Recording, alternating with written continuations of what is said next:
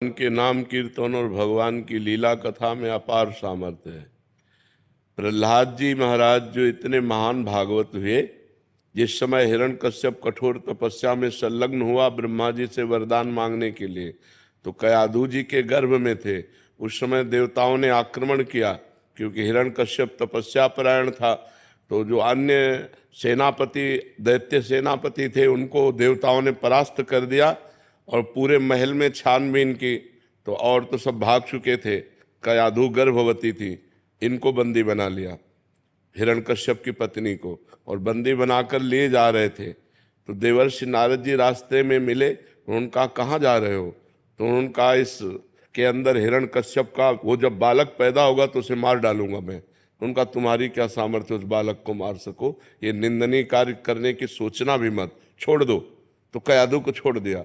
तो कयाधु को देवर्षि नारद जी अपने आश्रम ले गए और वहां भगवान का नाम कीर्तन, भगवान की कथा। तो गर्भ में ही प्रहलाद जी महाभागवत बन गए। जैसे गर्भस्थ शिशु अभिमन्यु, अर्जुन जी चक्रव्यूह तोड़ने की कला गर्भस्थ शिशु को शिक्षा दी।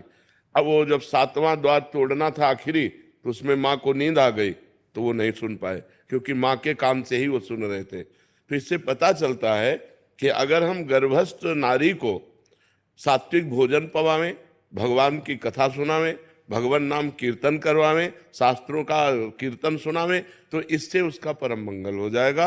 और रामकृष्ण हरि जो नाम प्रिय हो, खूब नाम जप करे, इससे जो गर्भस्थ शिशु है वो भक्त, भगवान का भक्त बनेगा, वो धर्मात्मा बनेगा। लेकिन जब गर्भ रह जाए, फिर मैथुन नहीं करना चाहिए। ये लोग, गृहस्थ लोग मनमानी आचरण करते हैं, इसलिए बच्चों के अंगों पर प्रभाव पड़ता है और वो बहुत हानिकारक होता है और बच्चे कामुक पैदा होते हैं।